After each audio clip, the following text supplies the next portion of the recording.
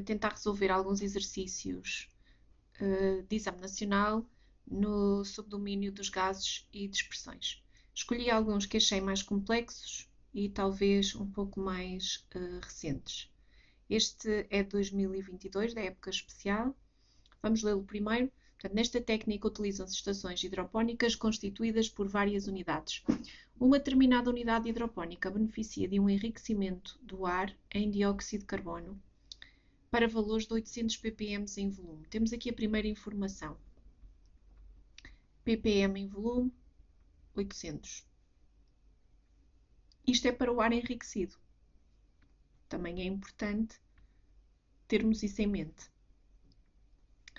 A percentagem de referência de CO2 no ar é de 0,038. Portanto, temos aqui também ou a fração mássica do CO2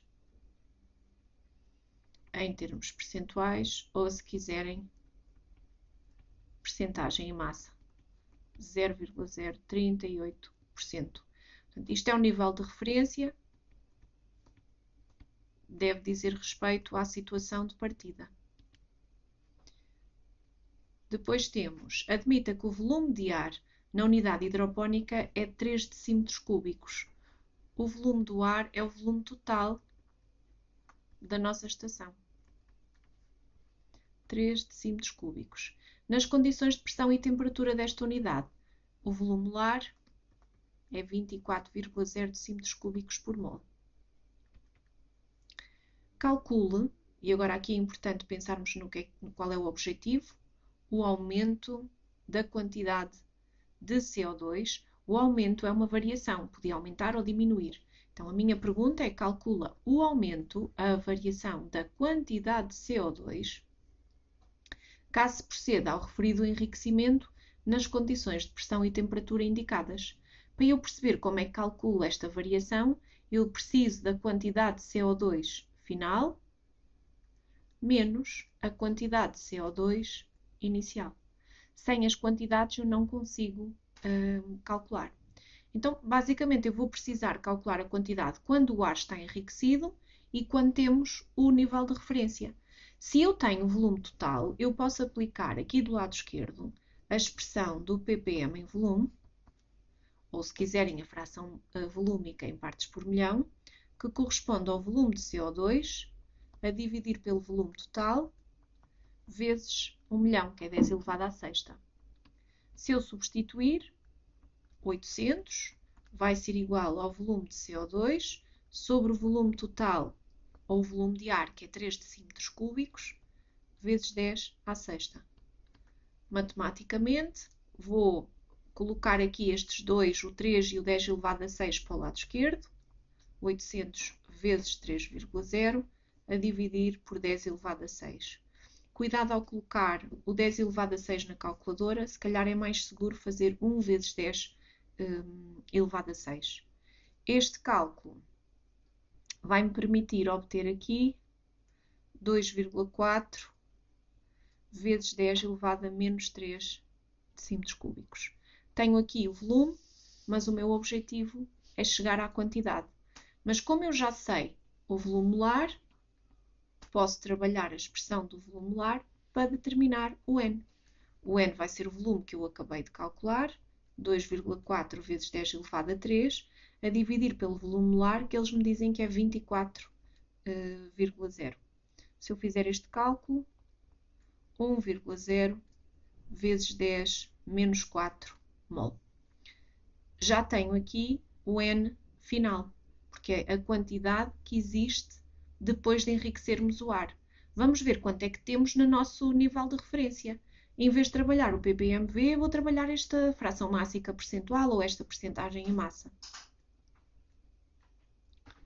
Então, a expressão é a mesma, volume de CO2 sobre o volume total, mas em vez de fazer a multiplicar por 1 milhão, é 100, porque é por cada cento.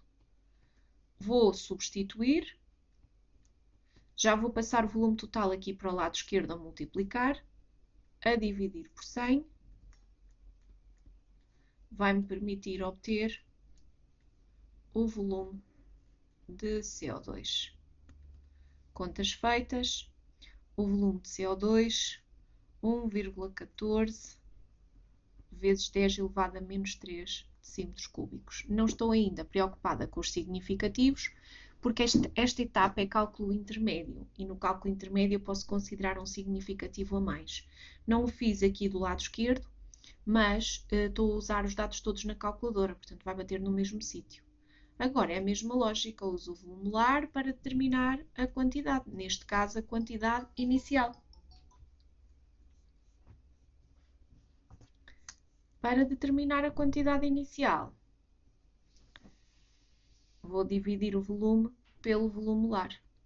1,14 vezes 10 menos 3 sobre, 22,4 não, que o volume molar aqui não é nas condições PTN, é 24,0. Quando eu vou calcular esta quantidade, 4,75 vezes 10 elevado a menos 5 moles. Ok, agora tenho que ir calcular a variação da quantidade. Vou dar seguimento a esta variação. Final 1,0. Vou usar aqui a borracha só para pôr aqui um 1,0 direitinho. 1,0 vezes 10 elevado a menos 4 menos 4,75 vezes 10 menos 5. Se fizer as contas, isto vai me dar um valor positivo, 5,3 vezes 10 menos 5 mol. Positivo representa um aumento, se por acaso me desse negativo seria uma diminuição, é preciso também tomar isso em atenção. Portanto, vou só colocar aqui, aumento de N implica um ΔN positivo, e deixar aqui a outra cor, se houvesse uma diminuição, não se coloca neste exercício em particular, mas pode às vezes aparecer outro um pouquinho diferente. Se houver diminuição, a variação da quantidade tem que dar negativa. Vamos ver mais um.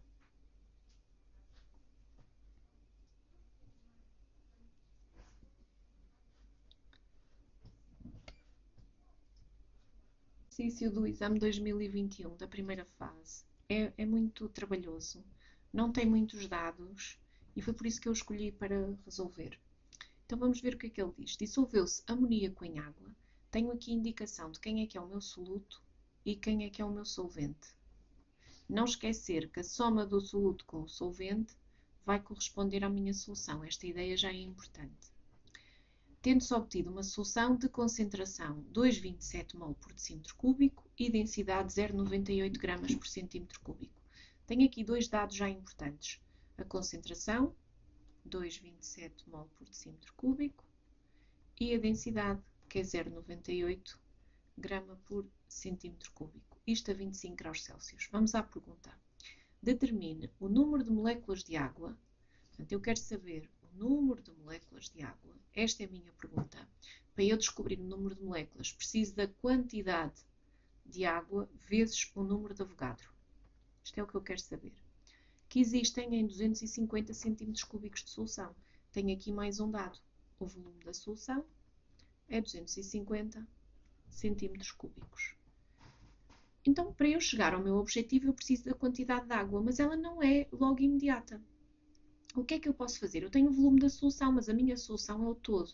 E a minha solução aparece em dois caminhos, tanto na concentração, que corresponde à quantidade do soluto a dividir pelo volume da solução. E eu tendo o C e o V, posso substituir aqui para calcular a quantidade de soluto, mas eu tenho que pensar para que é que isto serve. E também tenho o ρ, que sendo da solução, corresponde à massa da solução a dividir pelo volume da solução. E eu volto a ter a densidade e o volume da solução. Portanto, posso calcular a massa da solução. Também dá jeito pensar que a massa da solução é a soma da massa do soluto com a massa do solvente. E esta lógica, se eu conseguir através da concentração, vou buscar a quantidade de soluto. Posso depois recorrer à massa molar para descobrir a massa do soluto. Tendo a massa molar e o N, chego à massa. Com o rho da solução, posso descobrir a massa da solução. Então, eu vou descobrir este e este. Com estes dois, eu consigo descobrir a massa do solvente e depois trabalhá-lo. Então, vou começar numa das pontas. Vou começar aqui pela concentração molar.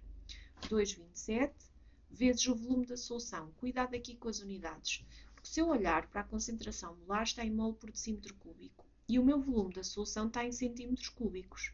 Então, convém tirar daqui o centímetro cúbico.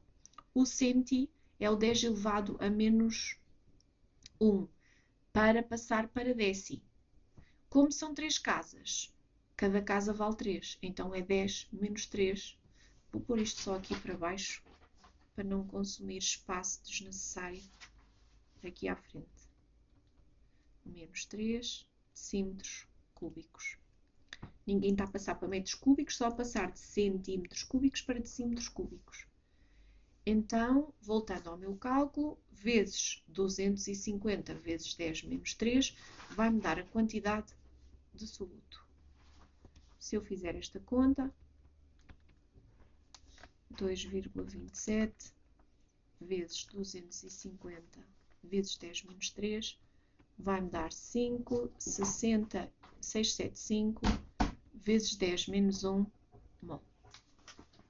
E agora posso de facto buscar a massa molar para calcular a massa do soluto. Não a tenho que ir buscá-la.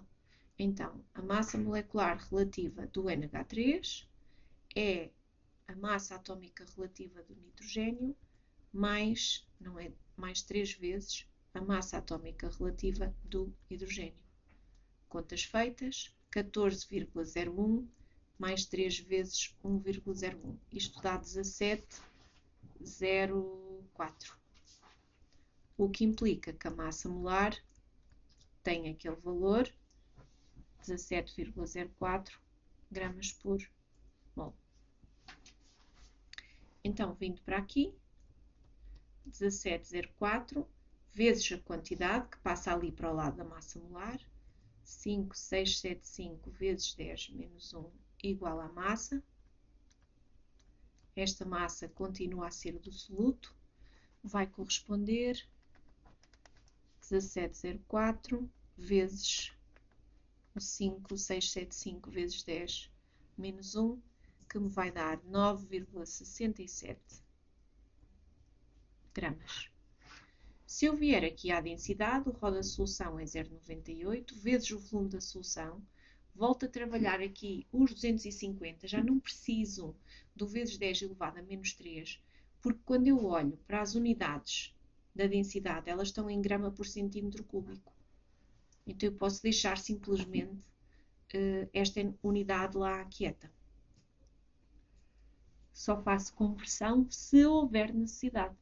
E vou descobrir aqui a massa da solução. Aqui é só um cálculo. 0,98 vezes 250 vai dar 2,45 vezes 10 ao quadrado gramas. Então tenho as duas massas, posso ir aqui para o meu terceiro caminho. 2,45 vezes 10 ao quadrado menos a massa do soluto, que já determinamos, 9,67, será igual à massa do nosso solvente.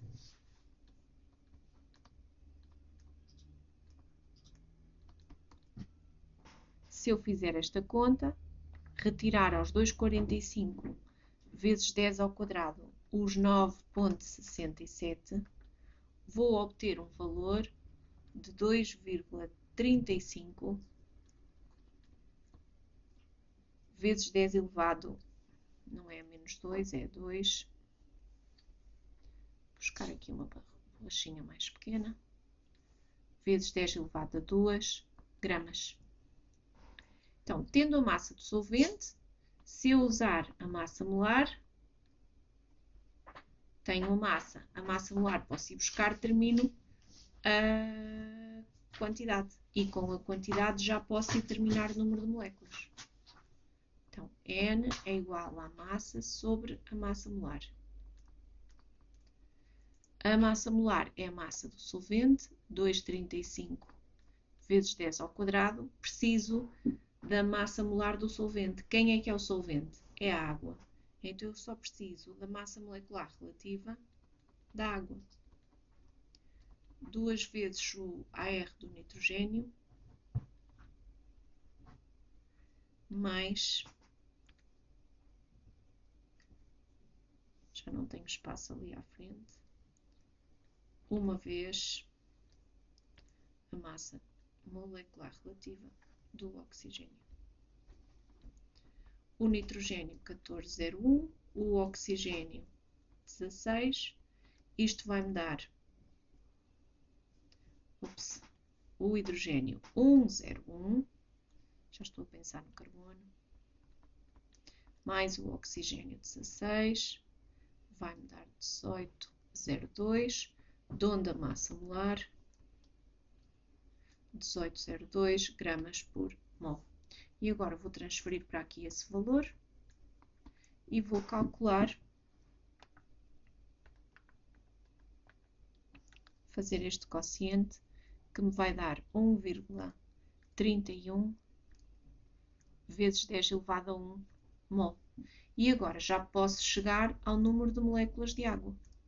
Vou voltar a escrever a fórmula para ficar aqui junto ao meu cálculo.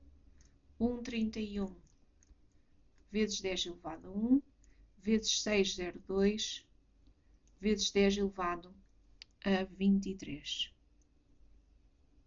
Isto vai-me dar 6,02 vezes 10 elevado a 23. Vai-me dar 7,9 vezes 10 elevado a 24 moléculas. Este já é um valor arredondado. Arredondei a 2 algarismos significativos, porque a densidade só tem aqui também 2 algarismos significativos. Este exercício que eu escolhi é capaz de ser talvez até um pouco mais chato que o anterior. Também envolve, pelo menos uma das alíneas, alguns cálculos, mas é mais chato para pensar. Portanto, é o exame 2020, primeira fase. Vamos resolver o exercício 5. Temos aqui a curva de Killing, obtida a partir de medidas rigorosas efetuadas no Observatório de Mauna Loa, no Havaí, e evidencia o aumento da concentração de CO2 na troposfera nas últimas décadas. A curva traduz a fração molar média de CO2 em amostras de ar seco em função do tempo. Portanto, fração molar de CO2 em função do tempo entre 1958 e 2018. Primeira linha pede-nos para determinar qual foi o teor médio de CO2 nas amostras recolhidas em 1965. Então, para escolhermos o ano de 1965, vamos aqui à curva, buscar e temos automaticamente o X de CO2, só colocar aqui 1965, que tem um valor 3,20 vezes 10 elevado a menos 4. A fração molar não tem unidades. O teor médio em partes por milhão em volume, é preciso perceber o que é que ele quer dizer. Portanto, o que temos aqui é o ppmv, que representa uma razão do volume de CO2 pelo volume total em cada milhão, 10 elevado a 6. Então, se eu tiver a fração volúmica, eu resolvo isto rapidamente. Será que existe uma relação entre a fração molar e a fração volúmica? Podemos experimentar. Vou pegar aqui na expressão da fração molar do CO2, que é a quantidade do CO2 a dividir pela quantidade total. Posso usar o volume molar, que é V sobre N, e resolvê-lo em ordem à quantidade, volume sobre volume molar, e posso substituir aqui o N de CO2 pelo volume de CO2, a dividir pelo volume total, pelo volume molar, e o N total, como volume total, a dividir também pelo volume molar. A expressão é a mesma.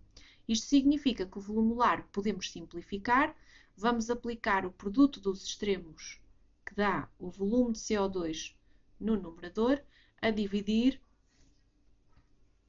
Só buscar aqui uma borrachinha que este igual ficou meio cortado. A dividir pelo produto dos meios, que é onde eu tenho o volume total. E reparem que isto é igual à fração volúmica de CO2. Então, a fração molar é igual à fração volúmica. E a fração volúmica está aqui descrita na minha expressão do ppm em volume. Então, eu já sei que isto é 3,20 vezes 10 elevado a menos 4, vezes o 10 elevado a 6, que vai dar 3,20 vezes 10 ao quadrado. Isto vai-me permitir assinalar aqui a opção B. O teor, normalmente, ou é uma percentagem, ou é um partes por milhão, ou é só uma fração. Portanto, não é um exercício difícil. O problema maior virá, talvez, aqui no 5.2, nós vamos precisar de espaço, mas vou precisar da curva para o trabalhar.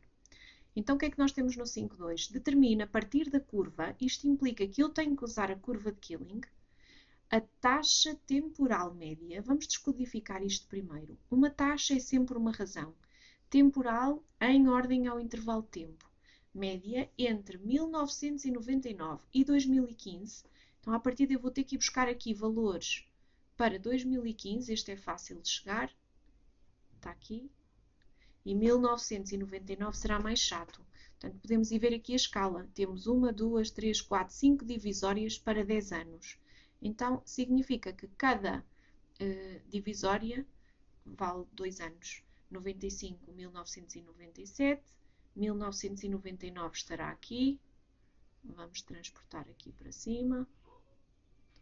A ver se eu não me engano aqui assim. A procurar o valor da fração molar. Também convém saber quanto é que isto é. Então, aqui está 360 vezes 10 menos 4, 380 vezes 10 menos 4, tem 0,20 vezes 10 menos 4 em cada uma destas divisórias. Então, isto é 0,04, dá 3,64 e aquela que eu quero, 3,68 vezes 10 elevado a menos 4 de fração molar. Então, quero entre estes dois valores, mas quero o quê? Quero a taxa temporal, uma razão em função do tempo, entre 1999 e 2015, da variação da massa de CO2 por cada decímetro cúbico. Variação da massa de CO2, se é por cada decímetro cúbico, vou ter que ter aqui o volume de ar a multiplicar pelo tempo. Também temos a informação que está nas PTN, então o volume molar nós conhecemos como 22,4 decímetros cúbicos por mol.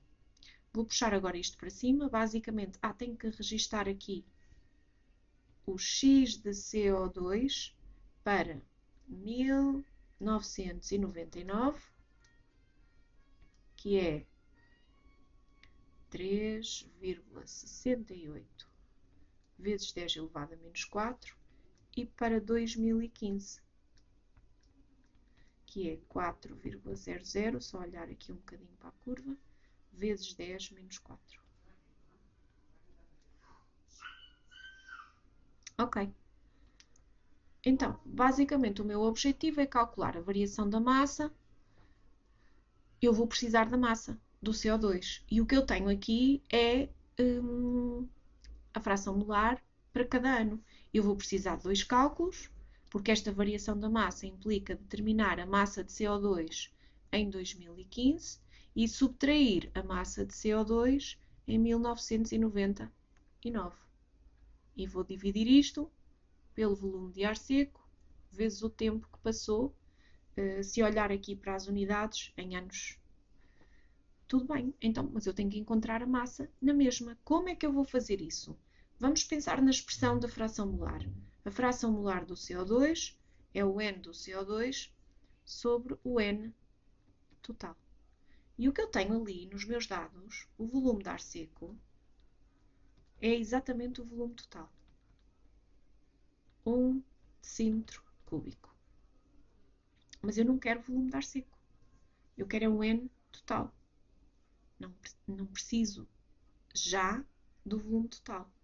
Mas ele pode ser útil. Como é que ele pode ser útil? Eu sei que o volume molar é V sobre N Então, eu posso vir aqui buscar o N total se usar o V total. E o volume molar nós sabemos que é 22,4. Vou resolver isto em ordem ao N total. Vai-me dar V total sobre o volume molar. Vou substituir agora. O volume total é 1 decímetro cúbico e o volume molar 22,4. Se eu fizer esta conta, 1 a dividir por 22,4, vamos obter 4,46 vezes 10 menos 2 mol. Já tenho o denominador. Como eu também tenho o x, posso calcular o N do CO2. Portanto, vou fazer a fração molar vezes o N total, vai-me dar sempre o N do CO2. Vou calcular para os 2 anos, para 1999, o N do CO2 é igual a 3,68 vezes 10 menos 4, vezes 4,46 vezes 10 menos 2, que me vai dar, só um instantinho, para fazer aqui o cálculo, 1,64 vezes 10 menos 5 mol. Posso depois chegar aqui à massa, usando a massa molar.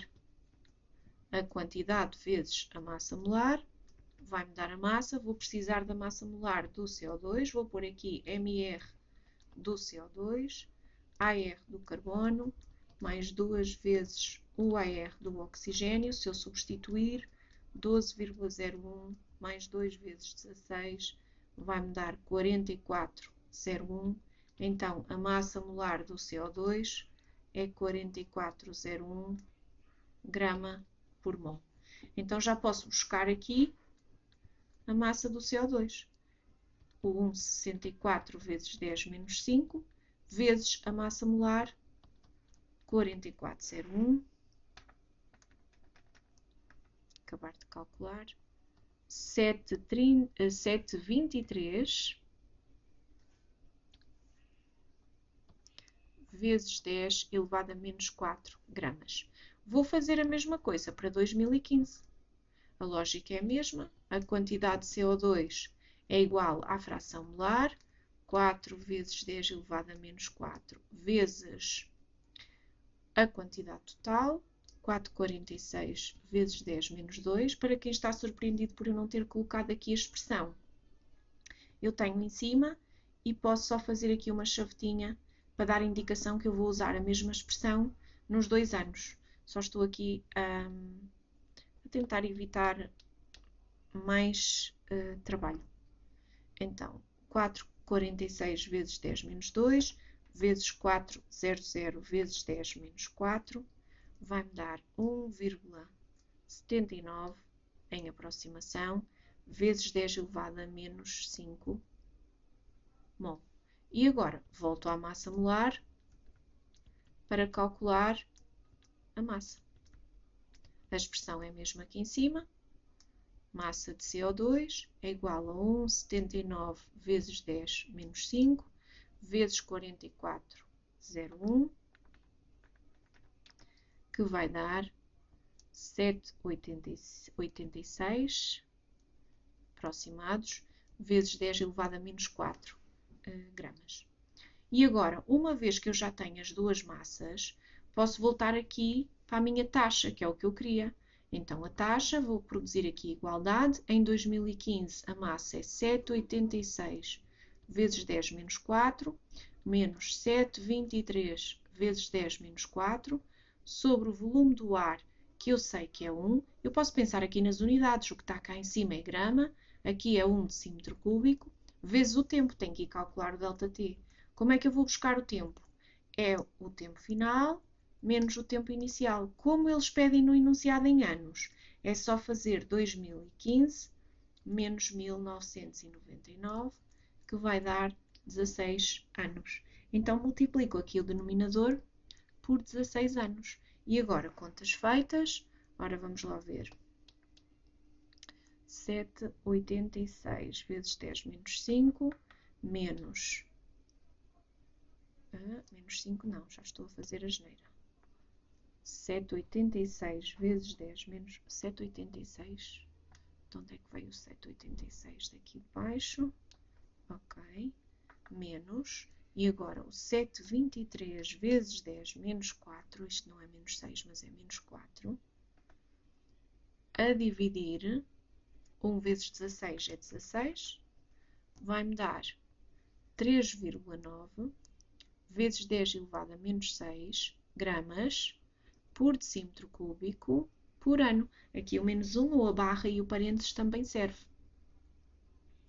Arredondei a 2 algarismos, porque quando nós vamos trabalhar a diferença no tempo, obtemos 16 anos, e 16 anos só tem 2 algarismos significativos. Mais este que está prontinho. Espero ter ajudado a percebê-lo, porque ele é um exercício complexo. Vamos ver mais um?